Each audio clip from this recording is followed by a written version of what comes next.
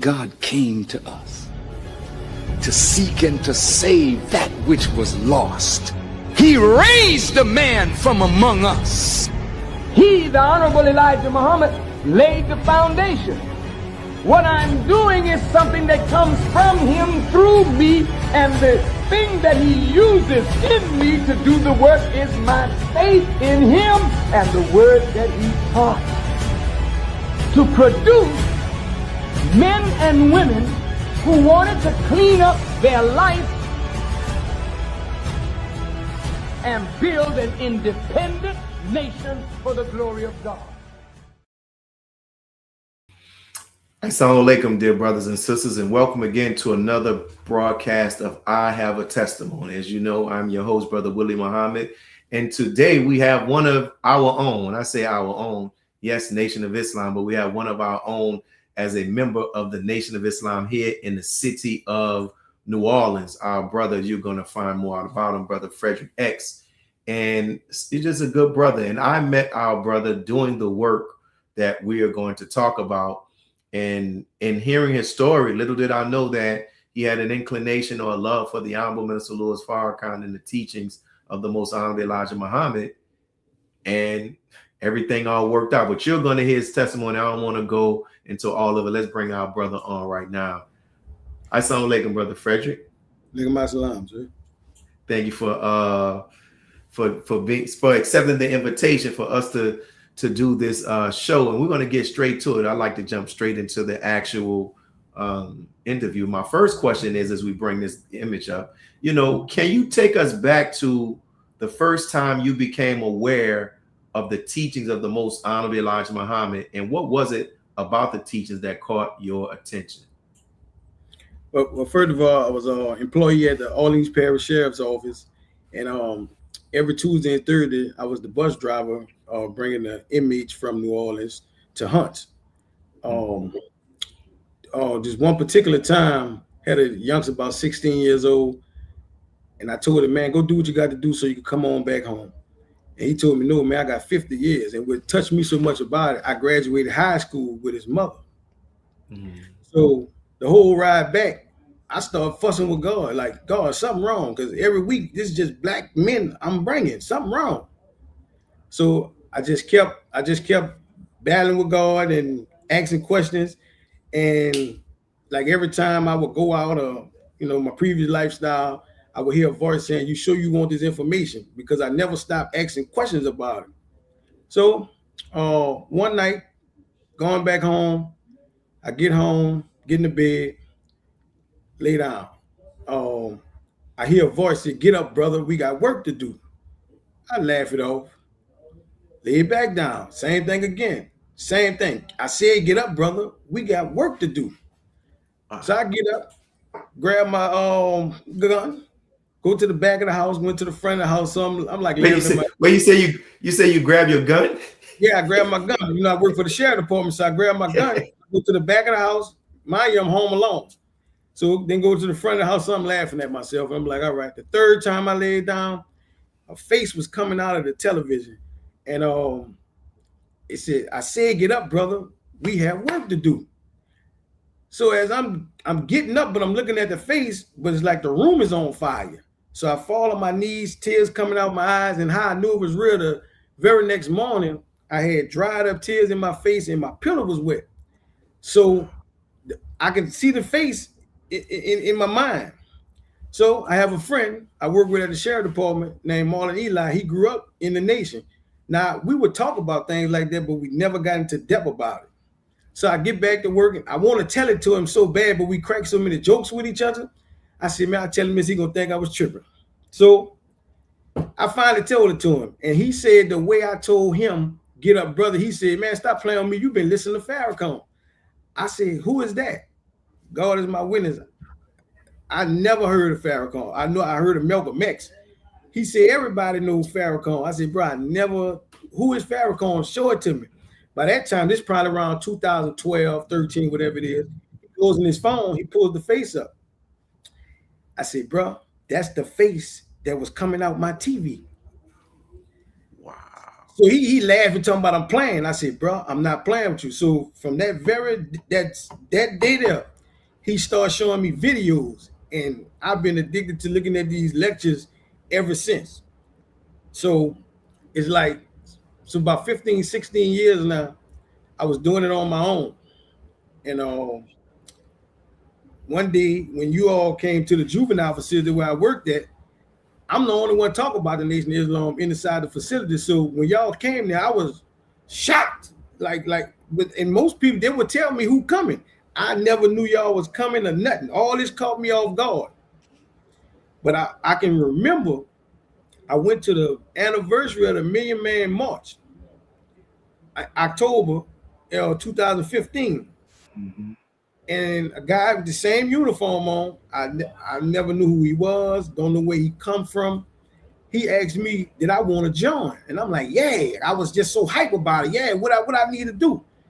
The guy told me just like this. He said, no, now is not the time for you to join, but you're going to know the time to join because your family and friends would not accept you looking like this at this particular time in 2015.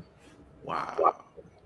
When you bought Brother Tony Muhammad, Brother Troy Muhammad, tall red guy.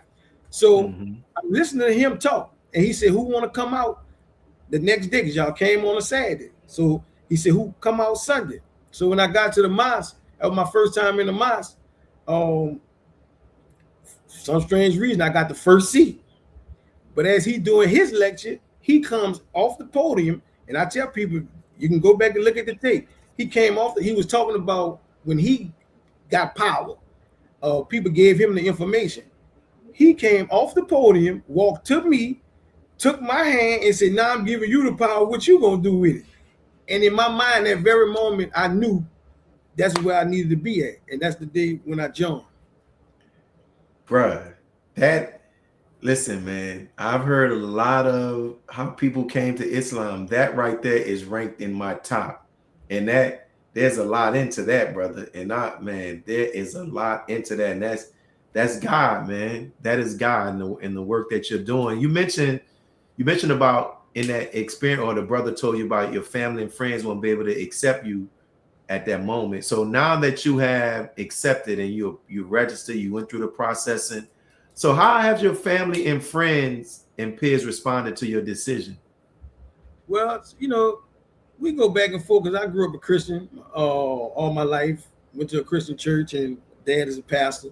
So we do our little thing, go back and forth. It'd be fun though. But it's I feel like they accept me more because back then when I was just doing it, people be like, everybody see and hear something new, and that's what they like at the moment. But I ain't gonna lie, I actually prayed to God, if it wasn't for me, take it away. Because it was, I had variance with different family members and things like this, and I kept praying to God, if this not for me, take it from me. Man, it got stronger. It got stronger. It's just something I feel like I can't let go now. Dang. And so were there any fears or hesitations you had before taking that step? Yeah, it was fear because the stories I hear about people don't like the black Muslims, and people don't like Farrakhan. You're gonna be scorned for this, scorned for that. But I believe, I know I'm a bold and brave person, and I say once I came to the notion that I feel like God did this for me, I say the hell with the rest of it. So I went through it, in every obstacle that I had since. I always looked at a lecture, and man, I swear, it's something he said in a lecture that got me through what I was going through. So it's like a guide for me. Praise me to Allah. And you talked about your work in the correctional facilities with adults. But now when I met you, you were working. I first met you at a correctional facility for young people. So how did you begin working with incarcerated youth specifically? Came home. I do executive protection. That was my thing for different celebrities and things like that. Came home off the road one time, and I'm gonna be honest with you. I never put an application in for this job. Someone told me that if I was going back to the sheriff department, but they said once your name get in Indeed, it goes to all type of security jobs.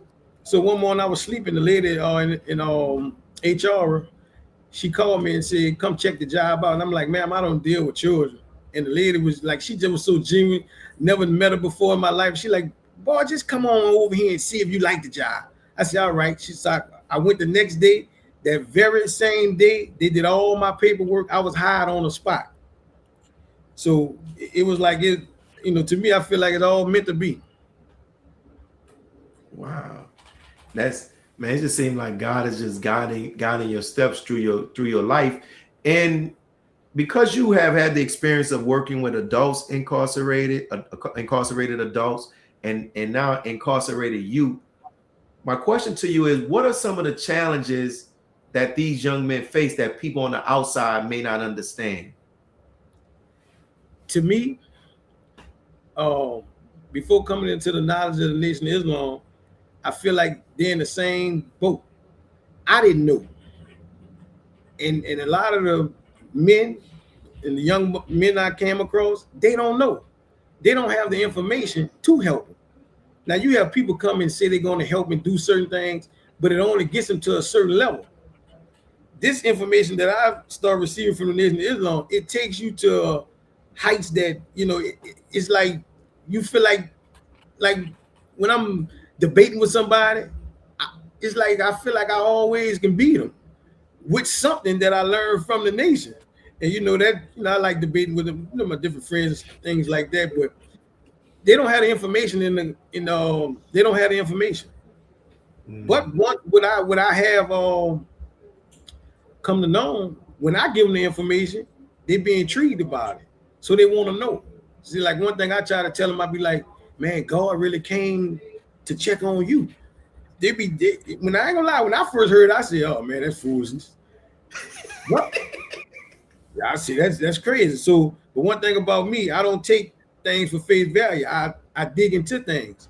So when I started, backtracking on with Elijah Muhammad, I found out that he only had a 4th grade education. He wasn't a man of, I'm 6'2". He was about 5 feet or something like that. His stature wasn't big. So how in the world this man was able to obtain any type of information to turn people's lives around with no education, and he ain't no big old man. So he don't, when you walk in the room, you probably can't even see him. So that's about it. Man, that is powerful. What an additional advice would you give to people who, some people are quick to write off the young people, man. And like, I've seen you interact with these young brothers, and I've seen their love and their respect from you. And you've told me about the impact that you have in the facility. What advice would you give to people who are dealing with young people who feel like they're just ready to write them off? I tell them this every day. Take your time and listen to them. When I was coming up as a child, when you won't tell your parents or your grandparents something, what they tell you, be quiet. Stop telling them to be quiet. Listen to what they have to say, because they may be telling you something important. A lot of these children that I ran across, and you sit down and you talk to them, and you look at some of the crimes that they do, but if you don't have nothing to eat at home, if you don't have no family structure, you don't have no discipline, you don't have no stability, you just like a wild Mustang out in the wild. You just gonna be roaming. And that's basically what they are. They don't have no discipline, no stability or structure. And when you look at, sad to say, when I see the parents that come into the facility, you look at the children and you see why some of them are the way they are. They just not getting the proper information. I think with the proper information, they can change. Wow. And I remember when I talked to you before, you talked about how some of the difficulty that you encountered as a result of, you weren't in the nation at that time, but you were studying and reading about the Honorable Minister Louis Farrakhan. And so what were some of those difficulties you faced because of your favor, your liking of the minister and following what he's teaching? Oh, well, to me, one of my greatest ones was I actually was fired 4 times, at the same facility under a different director. So, but the first time when they sit down, they want to give you disciplinary action. I'm like, man, what I did?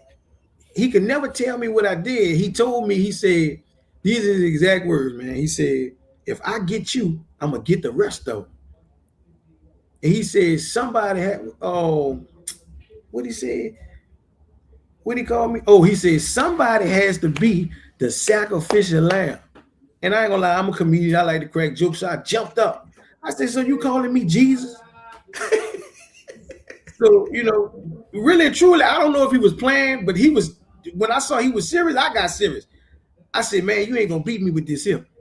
So, but working in our job, you got a thing called civil service. So I was able to go to civil service and win my case because he fired me for nothing. Because we had a lot of fights, things going on in the facility, and I was trying to tell him how to handle some of this.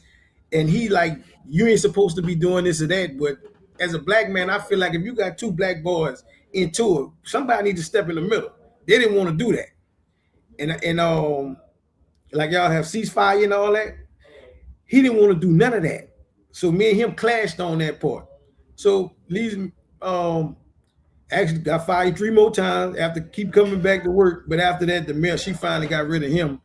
And that's when I knew. But like I said, I only could beat him because I used those lectures to help me. Something I found in one of them lectures that helped me and guided me to prevail against him.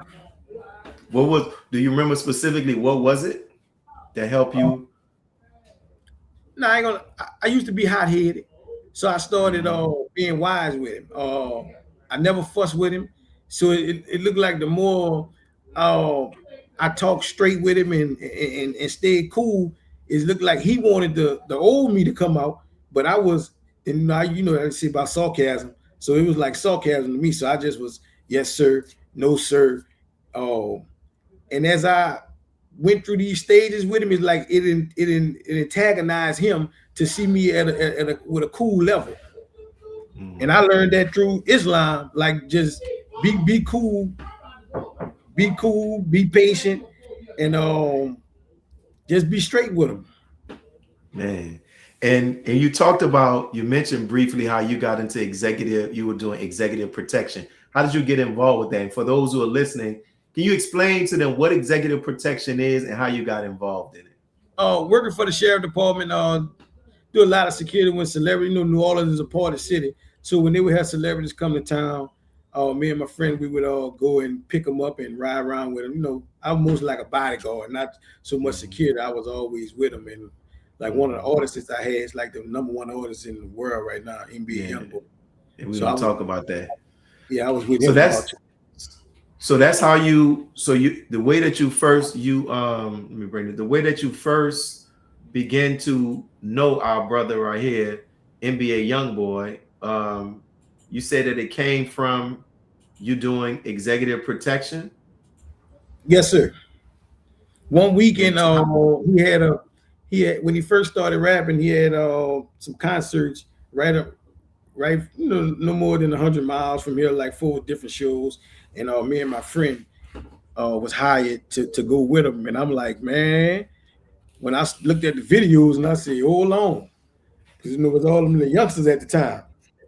But not knowing, to me now, as I'm older, God was he was showing me the youth.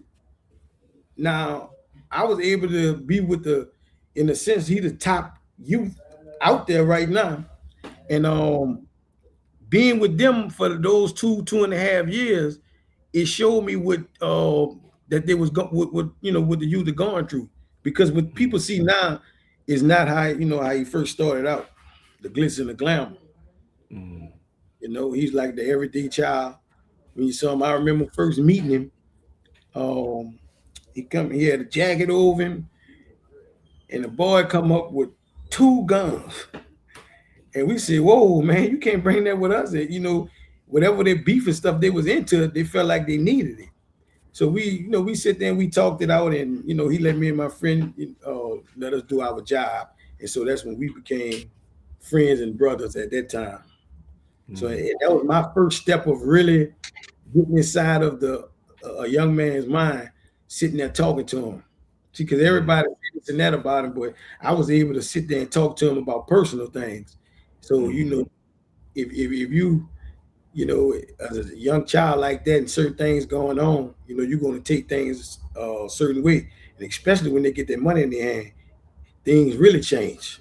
Man, I agree. The young people love him, brother. To them, he is their GOAT. And when he came here in the city of New Orleans, I think he did like 2 concerts back to back.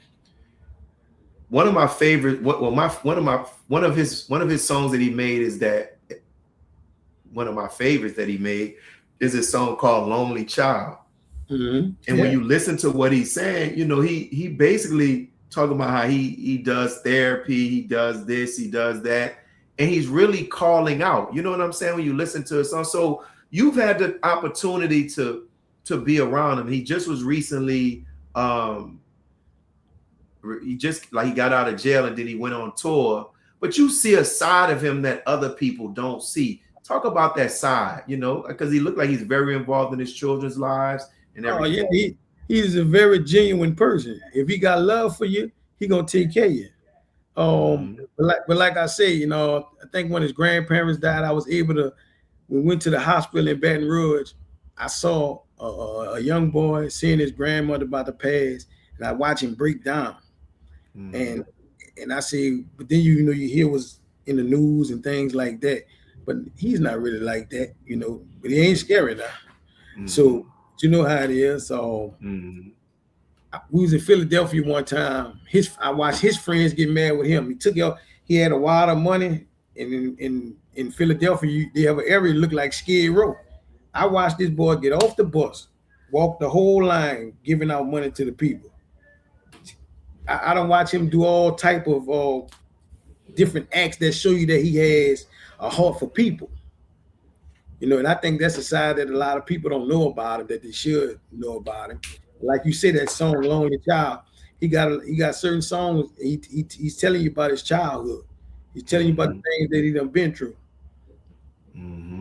And just like what you said, definitely, you can tell. I don't sense fear in him. I saw some videos one time where I think he went to go shoot a video, or he was leaving out of a mall, and some people tried to press him, and he wasn't with a lot of people, and he ain't back down, brother. He ain't back down. Yeah, he ain't backing down, and you see that in him. But just like you also said, what the media and others don't often talk about is that other side of him. They show the side with him responding to people trying to pressure him. But when you see people want to stop a bus to get out and give people money, you know that this dude has a heart and he has a compassion, Oh yeah. For others. So when you looking at that, and from your dealing with the young people that you deal with, how do you see hip hop affecting them? Oh, hip hop affected children tremendously. More than I heard this when I was coming up. I'm 43 years old now, so as I'm getting older, I think back to what I heard when I was young.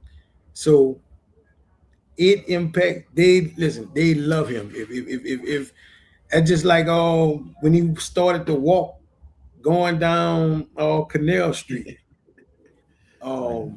It started with 10, I say about 10 people, including his entourage. Man, when you look back, the children was coming out of nowhere. So people think, all right, somebody gonna do him some this and that. No, indeed, they love him. Shit, he's like like you say, he did Michael Jordan. Some people say he did Michael Jackson. Michael Jackson. For the youth, he is, because most of the children see themselves in him. His stories line up. He lived a certain way, the same way they live. So now, if everything lining up for him, that's who they're gonna go with. You really don't have too much of people saying he lying about this or he lying about that, because he really not. The stuff that he telling you, the stuff that he's saying, this stuff actually happened. Yeah, some of it I got to witness it. I said, no, man, I'm from New Orleans. I'm too old for this. Even like with Farrakhan, when we was on tour in 2017, all I had was my headphones, All I was listening to the lectures, and I had the message to the black man. And I remember one day in Memphis, I said, bro, I found Jesus. He looked at me like I was crazy. I said, bro, I'm telling you. I said, the modern day Jesus. I ain't saying the Jesus from way back, but I'm saying the closest thing that we could get to him. Man, he rolled a window up on me. I said, all right, but I'm telling you. But he got some knowledge of it, though. Mm-hmm. Praise be to Allah. And then in regards to, you talked about that viral moment. I know you left the miles and you were able to go through that. And you had a chance to change. And you were in your uniform. And you told me, I know you mentioned to Jason, I think me and you and I briefly talked about it. Talk about the impact that you had when you walked through, you were able to go backstage before the concert and you had your FOI uniform on. Yeah. So now you got people from New Orleans, and this is what I said, upcoming, this is what I feel like we need to do. We need to, me personally, I know I'm going to get out more for the people of New Orleans. Like DJ Academics, all them boys from up north, they walk up to me. Mm-hmm. How you doing, brother? Shake my hand. They know what it is. Like people who wasn't from here, they knew this. But the people down here, like, Fred, who you driving? What you doing? So and it kind of it ain't bothering me, but I say, man, them people, they don't know. Then we go back to that again. The people don't know. So it's like everybody who saw me back there, it was different. I'm walking, they getting out my way. I say it was strange to me because most people it's packed, jam packed, they'll bump you, do this and that. They weren't doing none of that when I had the uniform on. Did they ask you questions about the uniform? What this mean? What that mean? Some people did, but like I said, most people who wasn't from here, they knew. So they'll walk up, you guys, they'll do all this kind of stuff. They giving you gestures to let you know. All right, brother, this, that, and the third. Like I said, most of the people down here from New Orleans, they don't know. So we got to get this message out to them. That is definitely. How did NBA Youngboy get a chance to see you in your uniform? Your FY uniform? When I first saw him in the East, and I was just standing there, and I was much bigger back then. So I'm just standing on the sidewalk. All I hear him ask the bodyguards, his new bodyguards, who that is over there. So my friend was like, that's Fred. He like, what? Man, there ain't no Fred. So when I walked up to him, he just gave me a hug. He just looked, he smiled. I told him, I said, I told you I was going to do it.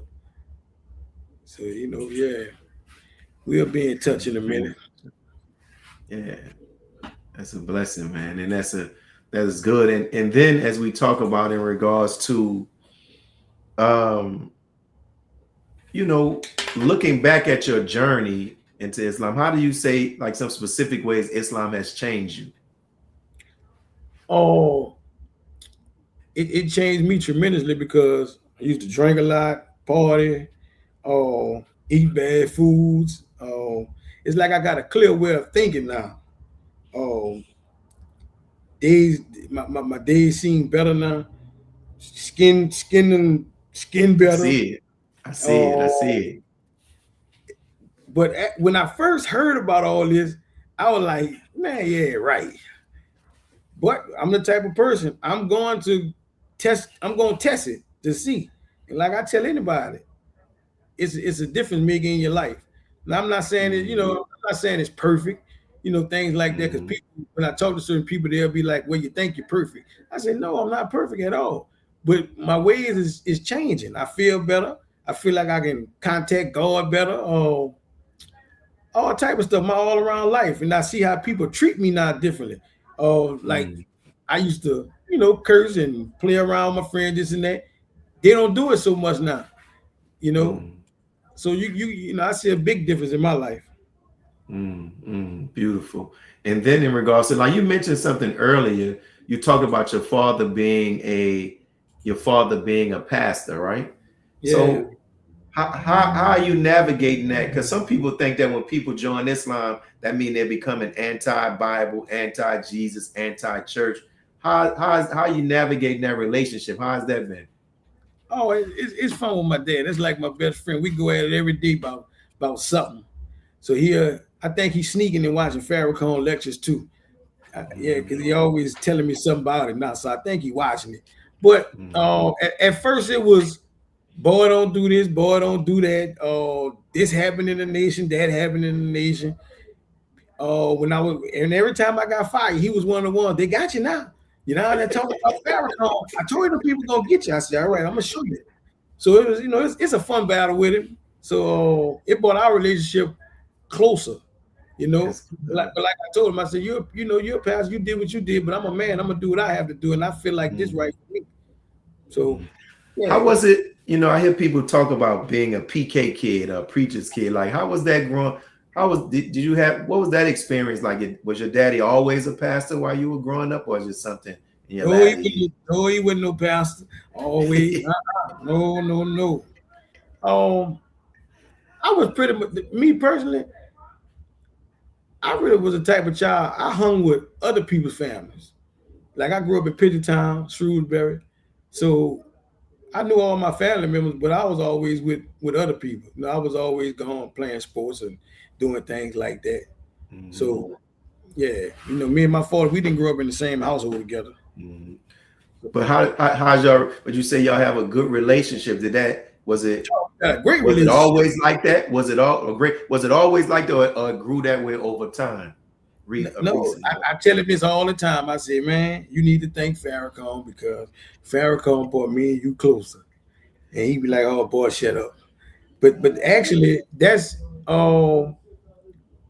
I began to ask him questions about God when I was hearing what the Nation of Islam was preaching, and I always went back on my Christian background, so I would ask different questions. So, but the Nation of Islam made more sense to me in the majority of these conversations we had.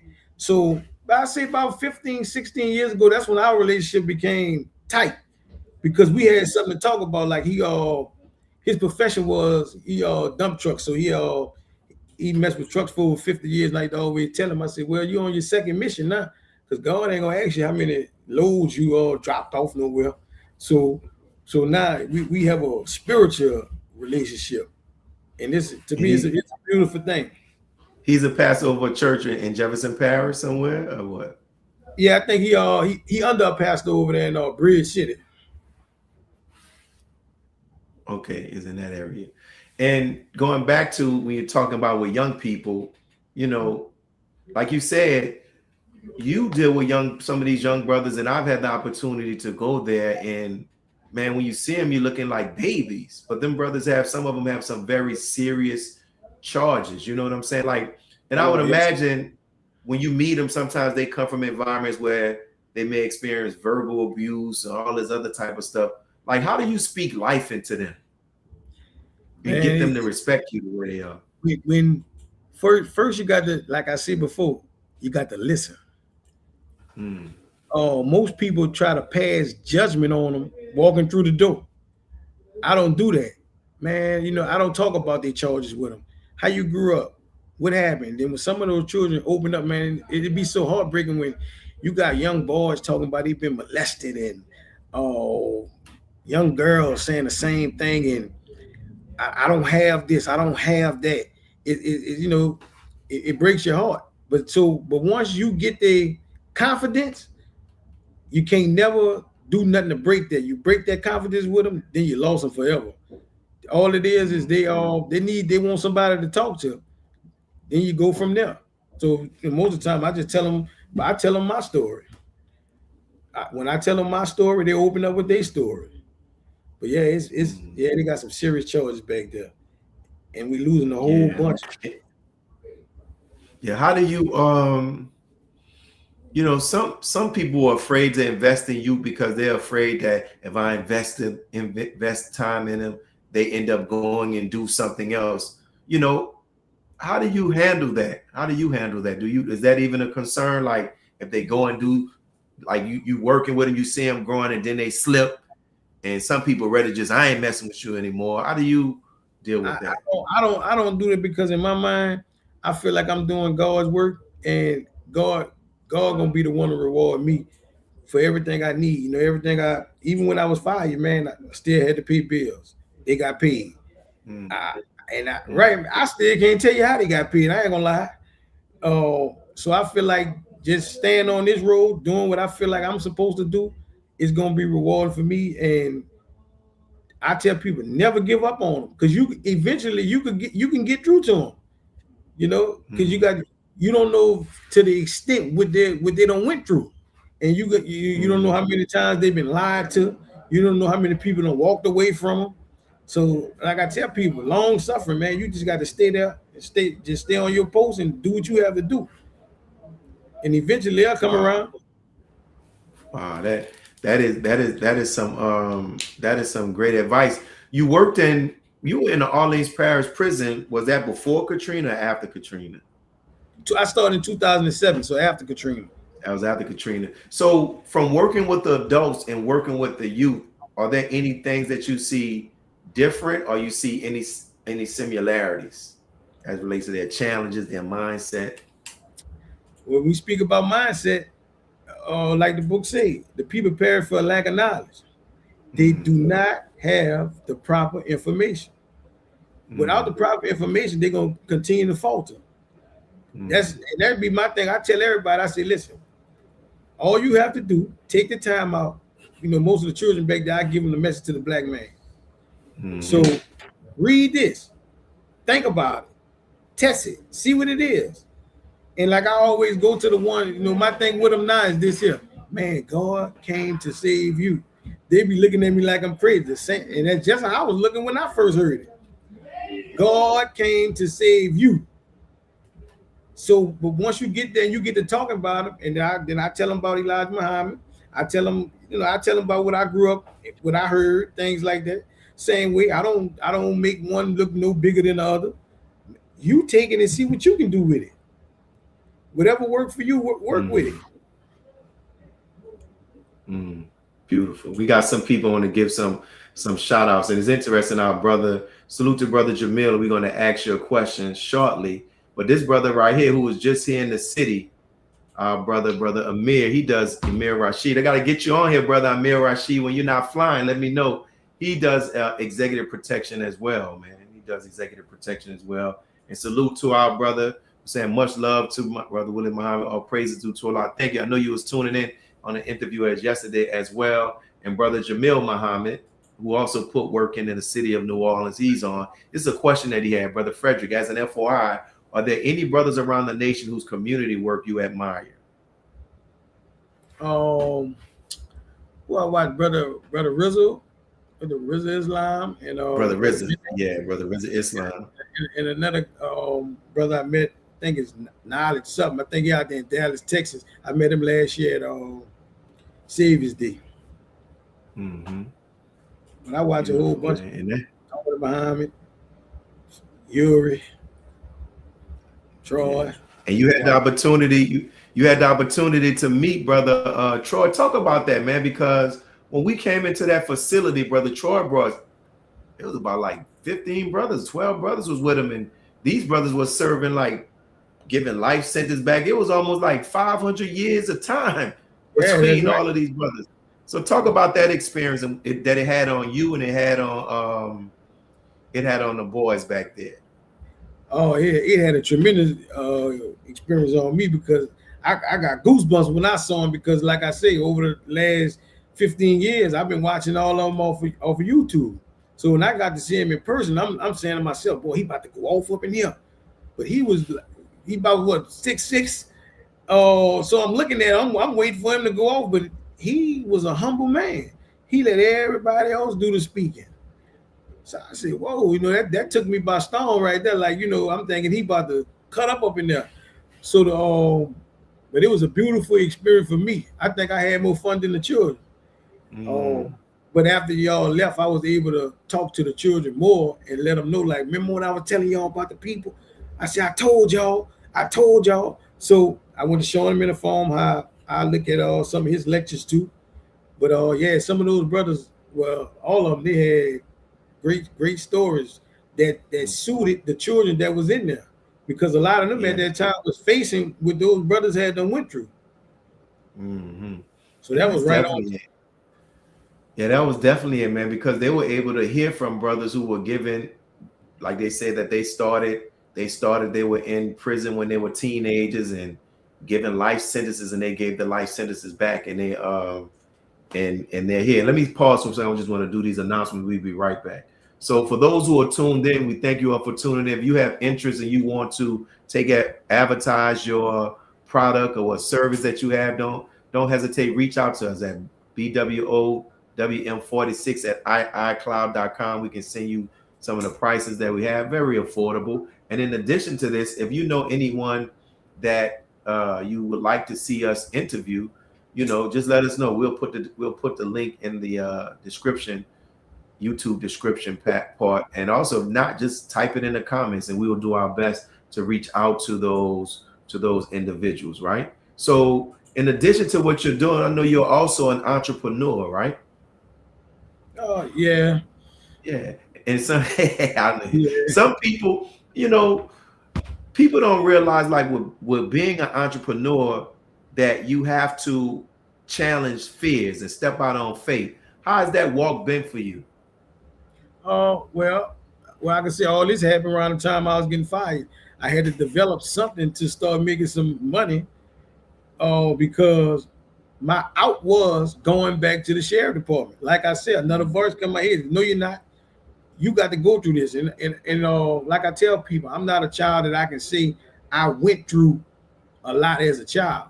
My mama protected me from when I listen and see, when I tell people about I call it the Farrakhan experience. When you hear him talk about his mama, I have a similar story, because he talks about how his mom tried to abort him 3 times, and my mama tells a story about when I was coming, because my mom got pregnant with me when she was 15 years old. So when I was coming, they told my mom and my grandmother one of us was gonna have to die. But both of us still here. So it's like what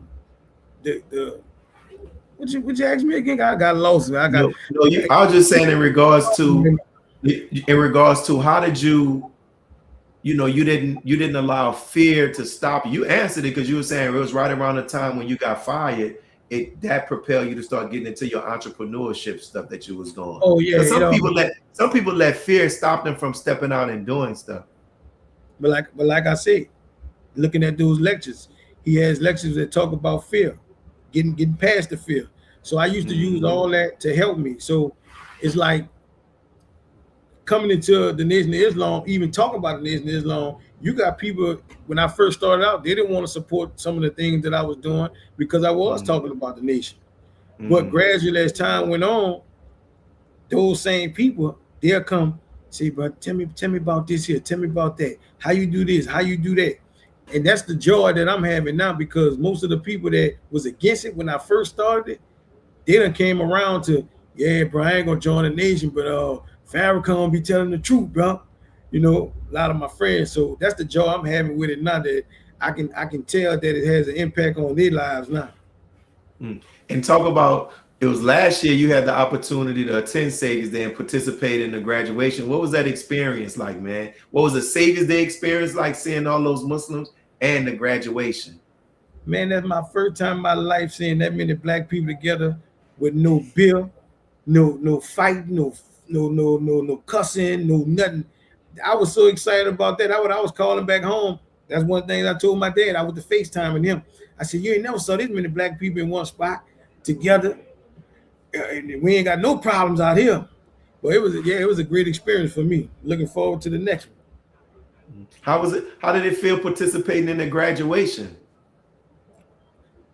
I ain't gonna lie to you. I was numb, especially when Farrakhan got there. I said, I got this thing about me. He ain't gonna see me cry.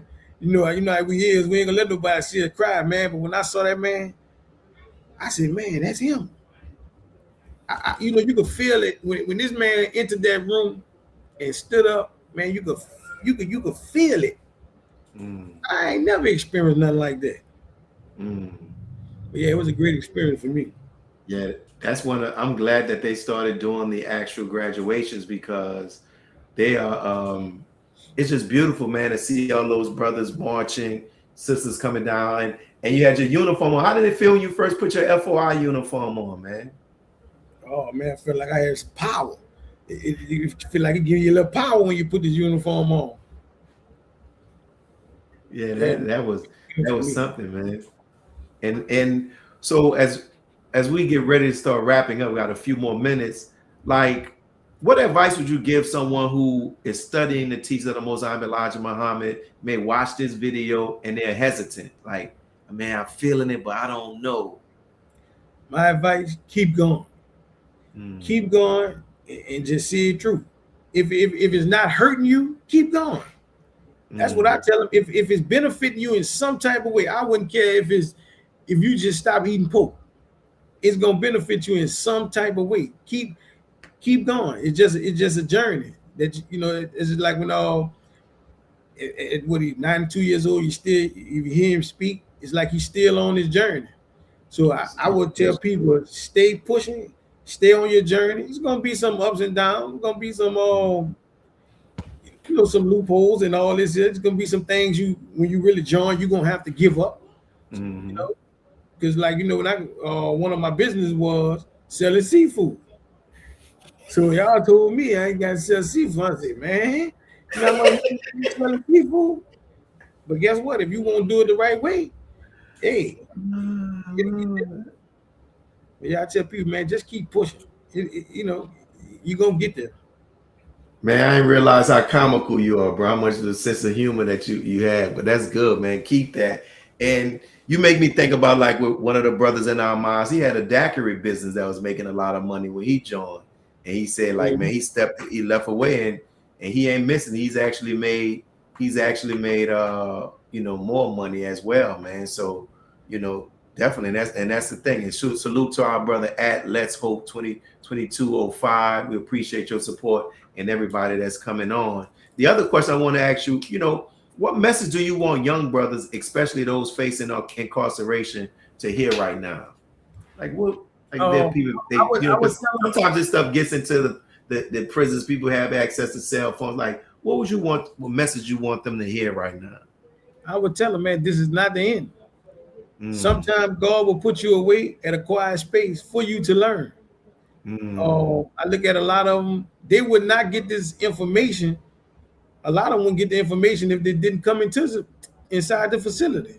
Because when they out, they just started running. They ain't looking for nothing. But I would tell them, this is not the end. Go to God. Ask God. I guarantee you, He gonna answer you one day. Might not be the way you think, but you're gonna get an answer. Beautiful, man. Beautiful.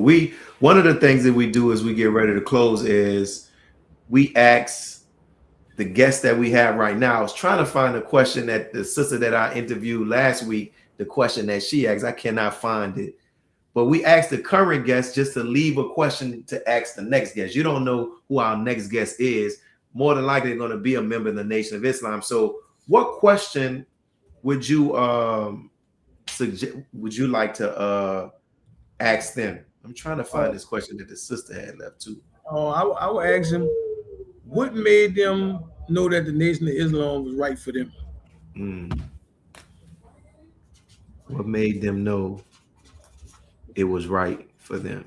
Because I believe in this life you're going to have some type of experience, But like I said, I wasn't down and out when I came into this. Most people, they don't have no money. They in jail. It's always you hear people tell a story. It's all about at a down period. Like one man told me he found Jesus in between the bed and the toilet in the jail. I didn't have that problem. I was at the top of my game at the sheriff department, and the things that I gave up a lot to get this knowledge. So that's that's the question I would ask. What you ask? And salute, walaikum salam to our sister Evan. We received your email for your desire to want to get the game, our sister. We'll be sending you information about it. So, Brother Fredrick, man, thank you for the work that you're doing, brother. And you're dealing with a population that many people run from, man, and many people write off. You're dealing with them young people, and like you said, they have a respect for people who are sincere and committed to them. And the mere fact that you've been able to be back there and you're doing what you're doing with them is a lot, brother. And don't take that don't take that for granted, man. And even the way that you came into the nation, to have an experience like that, brother, that's a lot. And there's something in there. So don't take it lightly, because we come into the nation and we just think we see where we are now, but we never know where we may be at. You know, there are people that have been in the nation who are now they're from New Orleans, they're in Chicago, working hand in hand with the minister. So don't limit yourself. Not saying that you are limiting yourself, but man, Allah has something for you, my brother, and definitely keep it up. Any closing words before we get ready to close out? You want to close out with? No, just thank you for having me on. Appreciate it, man. And I can't thank you enough. And it's, you know, man, I when I go to bed at night, I think a lot often for every believer in the mosque. And even though you've been registered for about going on 2 years now, huh? A little closer to 2 years. Been over a year. You're over a year. Yeah. And man, your time here and your presence here, it still contributes to our mosque. And we thank you for what you contribute to our mosque that makes our mosque the unique mosque that it is, man. So may Allah continue to bless you. I know you taking care of some business today, and Assalamu alaikum. Alaikum assalam. So we thank you all for tuning in, family. With our brother, you had the opportunity to hear his testimony, which is powerful. You know, his testimony, which is powerful. So this is your brother Willie Muhammad, as we get ready to close once again. Hey, if you're interested in promoting any of your stuff, what you can do is you can just send us an email. Reach out to me. You see the email information, or reach out to me on my several social media networks. Let me know. In addition to that, if you are interested, if there's anybody that you would like us to interview, you know, place their name in the chat, place it in the comment section, and we'll definitely reach out to them to learn about their story, and we'll find out if we can actually make that happen. So as we get ready to sign off,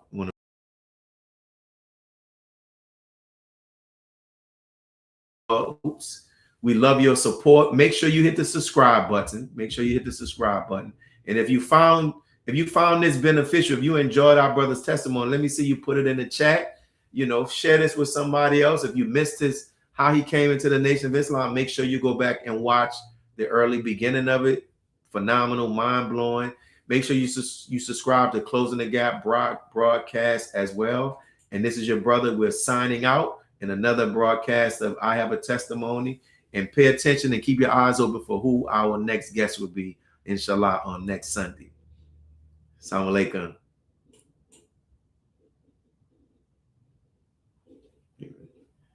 Oops, let me get this guy. This is gonna go. Here we go. God came to us to seek and to save that which was lost. He raised a man from among us. He, the Honorable Elijah Muhammad, laid the foundation. What I'm doing is something that comes from him through me, and the thing that he uses in me to do the work is my faith in him and the word that he taught. To produce men and women who wanted to clean up their life and build an independent nation for the glory of God.